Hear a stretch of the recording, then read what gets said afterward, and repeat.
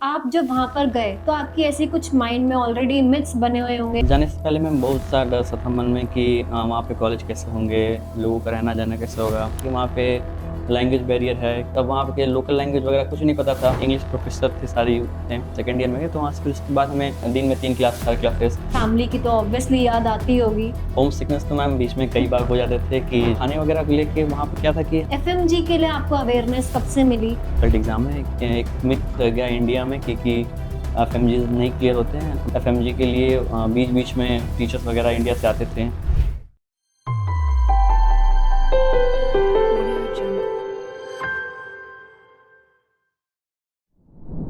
Hello everyone, welcome to the next episode of our podcast. तो आज है हमारे साथ एक बहुत ही स्पेशल गेस्ट डॉक्टर आलोक।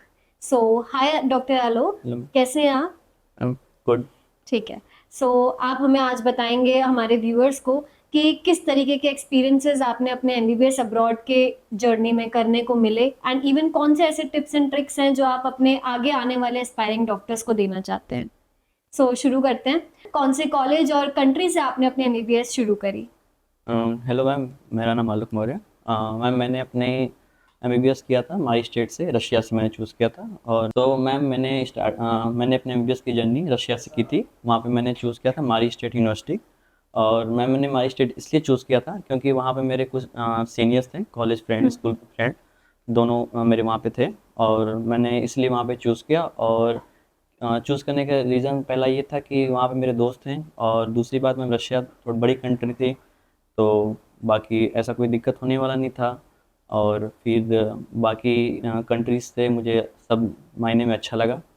और सभी ने सजेस्ट किया क्योंकि वहाँ से मेरे दोस्त जो आए थे वहाँ पे उनके एफएमजी भी क्लियर वगैरह हो गए थे, जिस वजह से तो मुझे था कि हाँ कॉलेज है, अच्छी कॉलेज है, तो सब लोग आते थे, तो एक गुड रिस्पॉन्स था, तो इसलिए मैंने मैम हमारी चूज़ किया था। ठीक है। तो आपने डॉक्टर बनने का सपना लाइक आप कहाँ से शुरू हुआ? क्या ऐसी चीजें थी जो लाइक आपको अपनी जर्नी में लेकर आगे चलती चली गई?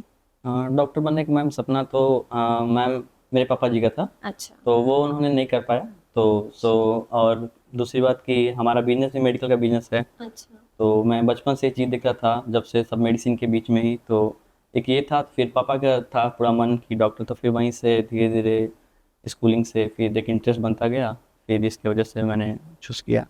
ठीक है।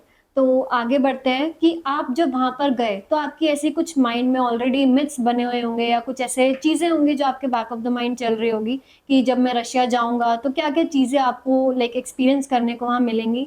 एंड जब आप वहां एक्चुअल में गए तो ऐसी कौन सी चीजें थी, क्या वो सेम थी जो आप सोच के गए थे या कुछ ऐसी कॉन्ट्राडिक्टरी चीजें भी आपको देखने को मिली? जाने से पहले मैं बहुत सा डर सा था मन में कि वहाँ पे कॉलेज कैसे होंगे, लोगों का रहना जाना कैसे होगा, और बहुत सारी चीज़ थी, वेदर को लेके था, फिर एडजस्टमेंट को लेके था कि वहाँ पे लैंग्वेज बैरियर है, कोर्स कैसे होगा। लेकिन मैम ये सब जितनी उम्मीद थी वहाँ पे जाते ही क्लियर हो गई।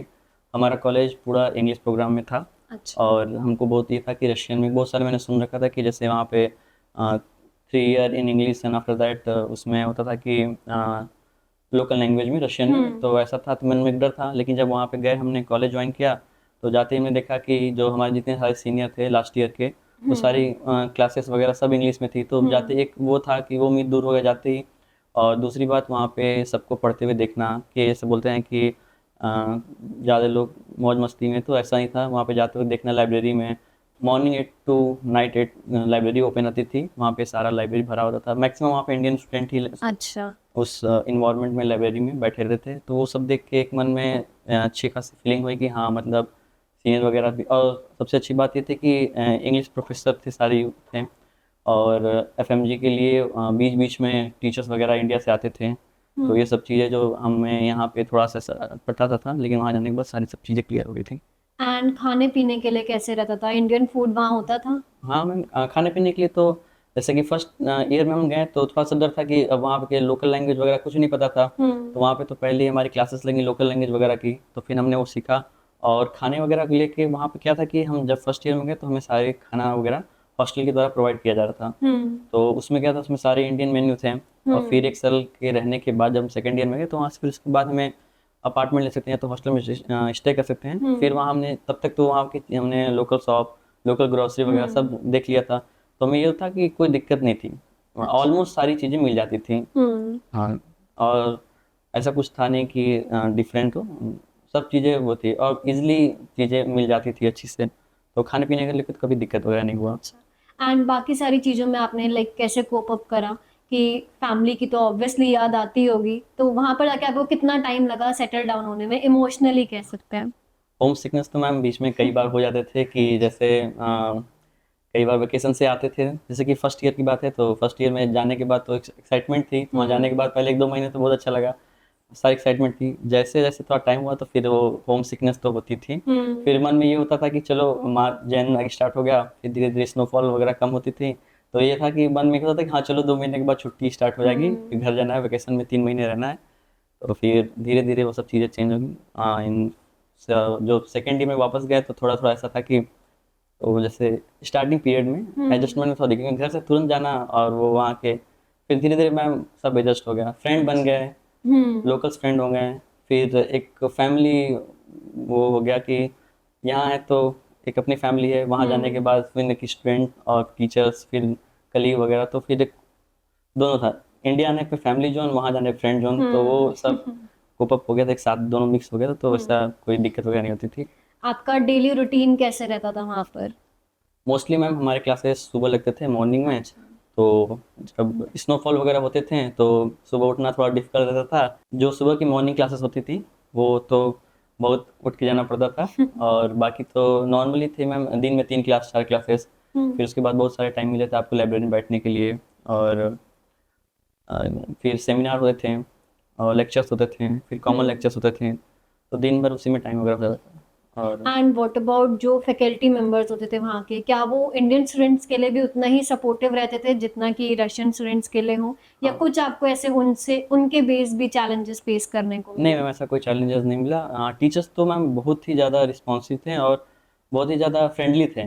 जैसे अच्छा। कि सबसे अच्छी बात है कि अपने इंडिया में जैसे कि एक ह्यूज बैच होता है बच्चों का, 50, 150, 200, वहाँ पे कितनी अच्छी चीज़ें थी, वहाँ पे सिर्फ और सिर्फ 30 स्टूडेंट का एक बैच था। अच्छा। तो इवन टीचर्स वहाँ पे हर बच्चे को उनके नेम से जानते थे। आप अच्छा। कॉरिडोर में जा रहे हैं, कोई टीचर्स कोई प्रोफेसर आपको बुला देता था, और 30 स्टूडेंट्स में वो भी 30 स्टूडेंट्स का कॉमन ग्रुप होता था। अच्छा। हमारे सब ग्रुप जो होते थे वो 15 स्टूडेंट का होता था। अच्छा। तो ऐसे ये था कि सारे टीचरों से एक पर्सनली अटैचमेंट हो जाते थे, क्योंकि 15 लोग को पढ़ाना था उनको, और पूरे 3 घंटे के सेमिनार में वही तो सब टीचर्स एक दूसरे से कनेक्टेड हो जाते थे, और कोई ऐसा भी नहीं था कोई स्किप करने का वो हो, क्योंकि इतनी छोटी बैच रहती थी लास्ट में कि, तो फिर उसके बाद ये था कि टीचर्स से एक अच्छा, पर्सनल हाँ, इंटरेक्शन रहता पर्सनल इंटरेक्शन ज़्यादा था, और साथ में एग्ज़ाम वगैरह में भी दिक्कत नहीं होती थी, क्योंकि छोटे से ग्रुप होते थे, और तुरंत रिजल्ट वगैरह का भी वहीं पे, कि आप जैसे एग्ज़ाम दिए तो डिजिटली सब सारे रिकॉर्ड्स तुरंत हो जाते थे, तो ऐसे वो भी नहीं होता था कि रिकॉर्ड्स का ये बाद में से होता था, पेपर वर्क पे होते थे पहले, तो उसमें दिक्कत था कि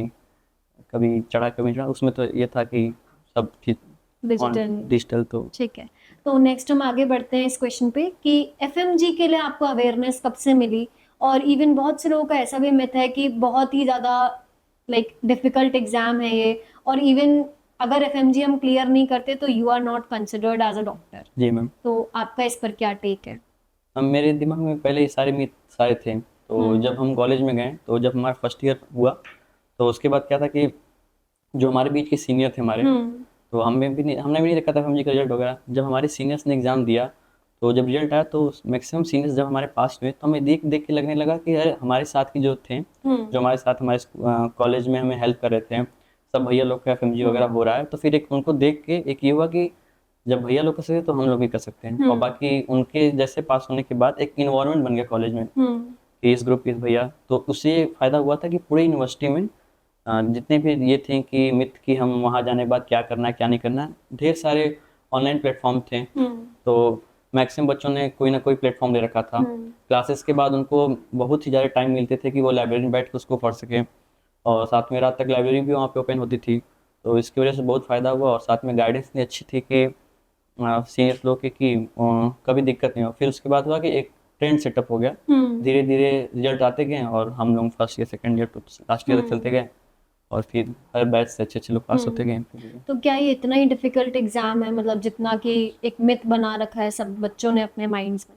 नहीं मैम उतना नहीं डिफिकल्ट एग्ज़ाम है, एक मिथ गया इंडिया में, क्योंकि FMGs नहीं क्लियर होते हैं मैम। रिजल्ट देखिए, हमारे ही बैच में 30 आउट ऑफ मैम 24 बच्चे पास आउट हो गए हैं। अच्छा, तो मतलब कोई ऐसी टिप या आपके अपने एक्सपीरियंस के बेसिस पर आप देना चाहोगे एस्पायरिंग डॉक्टर्स को? मैं उनको मैम यही सजेस्ट करना चाहूँगा कि फ्रॉम थर्ड ईयर वो कोई भी प्लेटफॉर्म लेके पढ़ना स्टार्ट कर दें। अच्छा। और वो थोड़ा थोड़ा भी करके आएंगे अपना, तो उनके लास्ट ईयर तक आते आते उनका सारा सिलेबस कंप्लीट हो जाएगा वहीं रशिया में ही। और यहाँ पे आने के बाद उन्हें बस एक लास्ट में एक क्विक रिवीजन के लिए इनके पास पूरा टाइम होगा FMG एग्जाम तक। क्योंकि जैसे हम लोग जुलाई में आते हैं वहाँ पास आउट करके, तो आपके पास दिसंबर का हमको अटेम्प्ट देना होता है। तो आपको दिसंबर तक सिर्फ और सिर्फ अगर आपने वहाँ पढ़ के अच्छे से आए हैं, इवन आपने 14-15 सब्जेक्ट भी किया, तो आपको इजीली आराम से निकाल सकते हैं। क्योंकि हमारे साथ यही हुआ, हमारे सारे बच्चों साथ के दोस्तों ने, हमने मैक्सिमम लोगों ने हमने वहीं अपना सिलेबस कंप्लीट कर लिया था। 1-2 सब्जेक्ट रह गए थे किसी के, तो यहाँ आने के बाद सबने किया आराम से एग्जाम। कुछ ऐसा पर्सनल एडवाइस आप और देना चाहो अपार्ट फ्रॉम FMG की प्रिपरेशन की, कुछ ऐसे टिप्स एंड ट्रिक्स आप देना चाहो एस्पायरिंग डॉक्टर्स के लिए कि जो अभी बच्चे जाना चाहते हैं या 12th पास आउट से या नीट का एग्जाम भी क्लियर कर चुके हैं, तो उनके लिए क्या चीज़ें आप बताना चाहोगे कि इंटरनेशनल एजुकेशन करने के टाइम पर उनको इतना डिफिकल्टी फेस ना हो? मैम उनको तो मैं ये कहना चाहूँगा कि आप जाइए आराम से, आपके पास बहुत ही अच्छा 6 साल का पीरियड है। आप नए इथिक्स कल्चर को वहाँ पे देखिए, साथ में आप अच्छे नए वेदर और एक इंटरनेशनल अपॉर्चुनिटीज़ बहुत सारे होते हैं, आप घूमिए वहाँ पे देखिए, बहुत सारे एक्सपोजर है। साथ में उनकी पढ़ाई है, फिर आपको इंडिया सालाना है, वेकेशन भी है, तो ऐसा कोई दिक्कत है नहीं। और मैं ये कहना चाहूँगा उनको कि आप जाइए, कोई भी ऑनलाइन प्लेटफॉर्म लीजिए, आप 2 साल इंजॉय करें, कोई दिक्कत नहीं। लास्ट में अगर थर्ड ईयर से पढ़ना स्टार्ट करेंगे तो आपका बहुत ही ईजिली एग्जाम हो जाएगा, क्योंकि सारी चीज़ें वहीं नहीं ऑनलाइन प्लेटफॉर्म से आनी है। ऐसी कोई एक चीज़ जो आप इंडिया वापस आने के बाद बहुत ज़्यादा मिस करते हो? मैम वहाँ वापस जाना, क्योंकि बहुत टाइम पे ऐसा क्या होता है कि कभी कभी हमारे कुछ कलीग हैं, कुछ फ्रेंड हैं, तो वो भी हमारे कॉलेज को ज्वाइन करने हैं, तो जब जाते हैं तो फिर उनको जब छोड़ने जाते हैं एयरपोर्ट पे, तो फिर मन करता है कि हम भी बैग पैक करें, उनके साथ चल लें। और बहुत कई बार मन करता है वहाँ जाने का वापस, ऐसा लगता है कि हमने कुछ चीज़ें छोड़ दी हैं, तो ऐसा मन करता है कि एक बार जाएं वापस वहाँ पे देख के आएं उसको। ठीक है। So thank you so much for joining in, Dr. Alok, and hope you also enjoyed our podcast. And this was it. So thank you for watching.